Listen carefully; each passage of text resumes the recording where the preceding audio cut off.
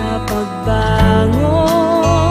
Problema po ng maraming biktima ng bagyo kung paano makakahanap muli ng kabuhayan. Kaya ang ilang kumpanya nagsama-sama para ialok ang may 5,000 trabaho para sa mga nasalanta. Nakatutok si Victoria Tulad. Bilang pamasko sa mga nasalanta ng Bagyong Yolanda, binuo ng ilang volunteer mula sa pribadong sektor ang Oplan Trabaho, isang job fair sa Luneta Park sa Maynila. Daan-daang survivors na lumikas dito sa Maynila ang dumagsa at puno ng bagong pag-asa.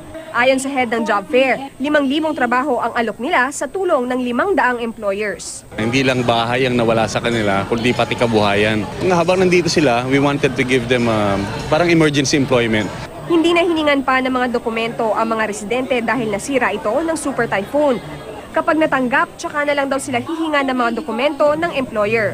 Call center agent, mekaniko, driver ng bus at kasambahay ang ilan sa mga trabahong alok sa job fair.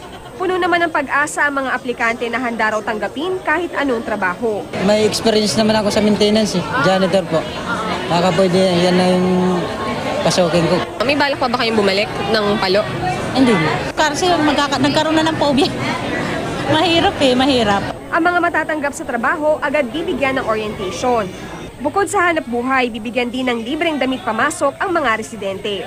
Ayon sa ilang kumpanya, ito na ang tulong at pamasko nila sa mga biktima ng bagyo. Lalo ngayon magpapasko. Kailangan po nila kaya nag-hire po. Victoria Tulad, Nakatutok, 24 Oras.